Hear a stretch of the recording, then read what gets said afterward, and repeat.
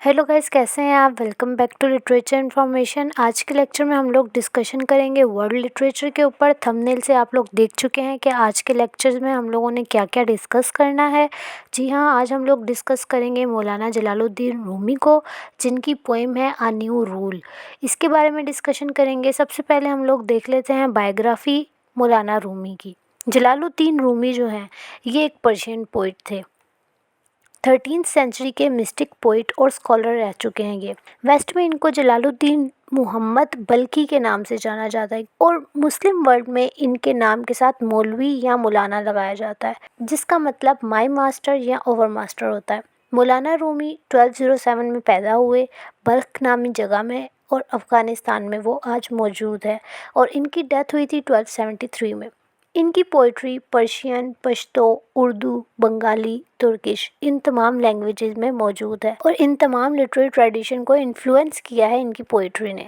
सूफ़ी mysticism पाया जाता है इनकी पोइट्री के अंदर। ये एक सूफ़ी शायर थे। इनके वर्क्स में हमें लव, गॉड और ह्यूमन सोल इनका जिक्र मिलता है। अब इनके स्कॉलर पर बात कर लेते हैं कि इनको किसने इन्फ्लुएंस किया। शम्स अल तबरेज़ इनके स्कॉलर थे और इन्होंने सूफ़ीज़म इन्हीं से सीखा।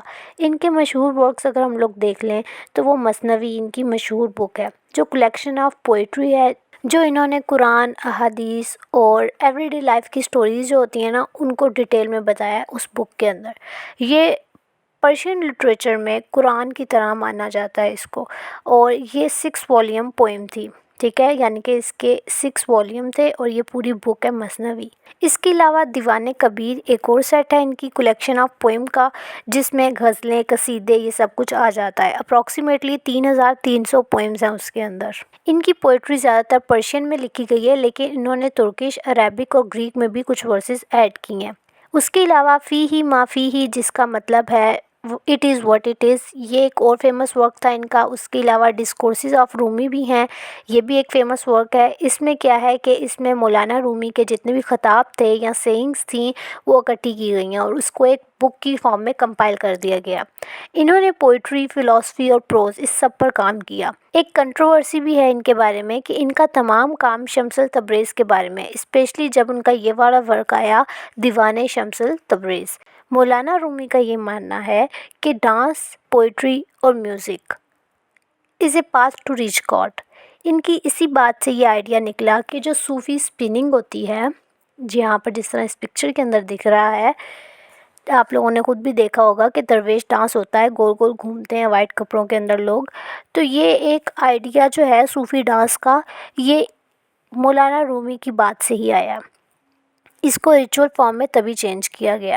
मौलाना रूमी कहते हैं कि रीयूनिफिकेशन विद जो है, इसके लिए ज़रूरी है कि ह्यूमन सोल का रिलेशनशिप उसके गॉड के साथ और मैन काइंड के साथ स्ट्रॉन्ग होना चाहिए। ह्यूमन सोल को अपने क्रिएटर को और खुदा की क्रिएशन को दोनों के साथ एक कनेक्शन, स्ट्रॉन्ग कनेक्शन कायम करना चाहिए for its reunification with its origin, कि कल को दोबारा मिलना है अल्लाह से। आज रिलेशनशिप अच्छा होगा तो कल मुंह दिखाने लायक होंगे। फिर वो कहते हैं कि अपने रब से मोहब्बत करने के लिए ज़रूरी है कि पहले अल्लाह की मखलूक से मोहब्बत करो तुम। इससे तुम्हें अंदाज़ा होगा मोहब्बत का कि होती क्या है असल में मोहब्बत। इस पर एक ड्रामा भी बना हुआ है, खुदा और मोहब्बत, अगर आप लोगों ने किसी ने देखा हुआ है तो। उसके अलावा वाक़यात भी मशहूर हैं कुछ। आप हज़रत यूसुफ़ का और ज़ुलेखा का वाक़या ले सकते हैं कि इंसान से मोहब्बत शुरू हुई और हकीकी मोहब्बत तक वो जा पहुँची। तो इस तरह का ये कुछ आइडिया बता रहे हैं मौलाना रूमी। वो कहते हैं कि without loving man kind one can not achieve divine inspiration. Next इनकी पोइम जो है अ न्यू रूल, इसके बारे में देख लेते हैं। First of all title significance देख लेते हैं इसका, कि टाइटल क्या बता रहा है।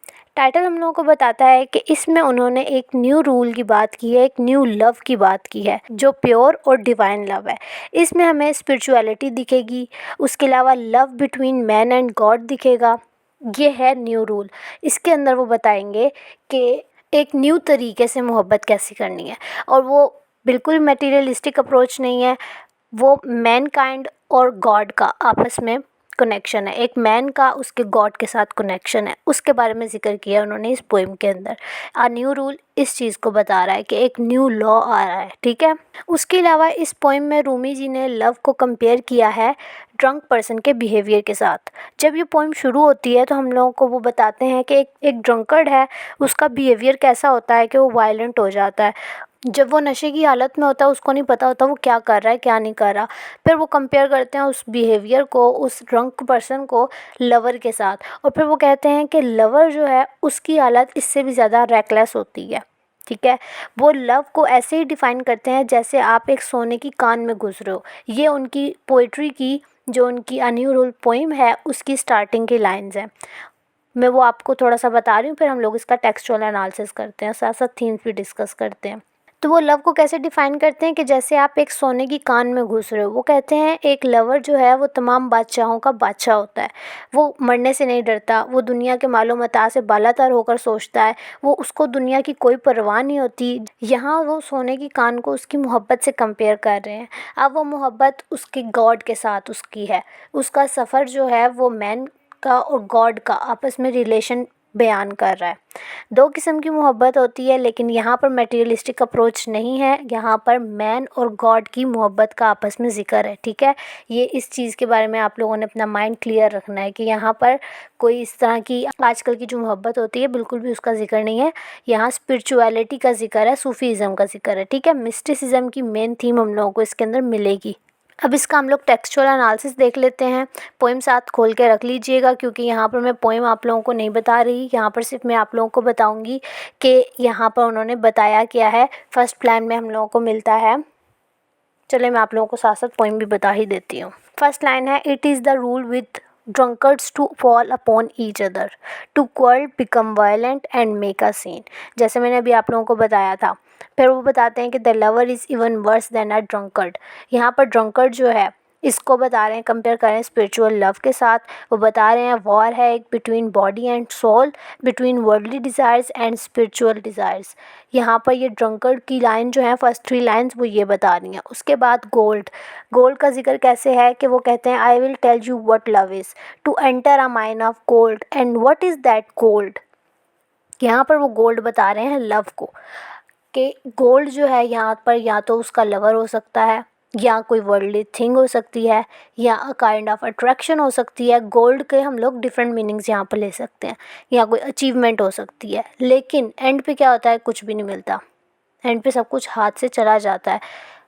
कहते हैं ना कि पैसे जो हैं वो पास नहीं टिकते, पैसे जो है हाथ की मैल है, इसी तरह। अच्छा, अब आगे वो क्या कहते हैं, नेक्स्ट स्टेंजा के ऊपर आ जाएं। The lover is a king above all Kings, unafraid of death, not at all interested in golden crown. वो कहता है कि जो लवर है वो सुपीरियर है हर चीज़ से। गोल्डन क्राउन क्या है, एक वर्ल्डली डिज़ायर है। फिर वो कहते हैं कि लव जो है वो प्योर होता है, वो above of all worldly desire होता है। लव को और लवर को कंपेयर किया जा रहा है वर्ल्डली डिज़ायर के साथ, ठीक है।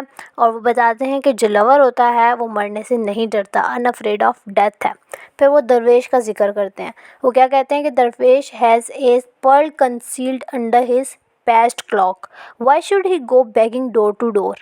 यहाँ पर वो क्या बता रहे हैं, पहले तो वो दरवेश का बता रहे हैं कि वो क्या होता है, स्पिरिचुअल लवर होता है। पर्ल जो है उसके हार्ट का है, पर्ल यहाँ पर उन्होंने उसके हार्ट को बताया। पेस्ट क्लॉक क्या होते हैं, क्लॉथ्स ऑफ दरवेश। नेक्स्ट लाइन क्या थी कि why should he go begging door to door. यहाँ पर वो क्या कहते हैं कि उसका फेथ ऑन गॉड होता है, वो कोई दरवाजे के ऊपर जाके किसी से भीख नहीं मांगता। दरवेश don't go for begging, they are worldly poor. जो दरवेश होते हैं ना, वो उनके पास दुनिया का कोई साजो सामान नहीं होता, कोई ऐशो इशरत की वो ज़िंदगी नहीं गुजारते, बट वो स्पिरिचुअली रिच होते हैं, ठीक है। नेक्स्ट वो क्या कहते हैं कि नेक्स्ट स्टेंजा पे आ जाएं, थर्ड स्टेंजा पे, कि last night that moon came along, drunk dropping clothes in the street. Moon को यहाँ पे वो कह रहे हैं कि शम्सल तब्रेज़ हैं। मून जो है, मैंने आपको बताया था कि ये इनके स्कॉलर थे जिनसे इन्होंने इन्फ्लुएंस हासिल किया था। मून यहाँ पर वो शम्सल तब्रेज़ को कह रहे हैं, और वो मून को बता रहे हैं कि वो रात के वक्त लाइट, जो डार्क एरिया होता है उसको लाइट प्रोवाइड करता है।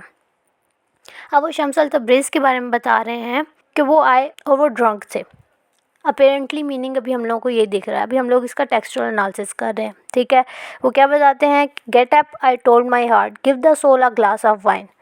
वाइन टू सोल क्या क्या मतलब है कि give spiritual love to soul for satisfaction.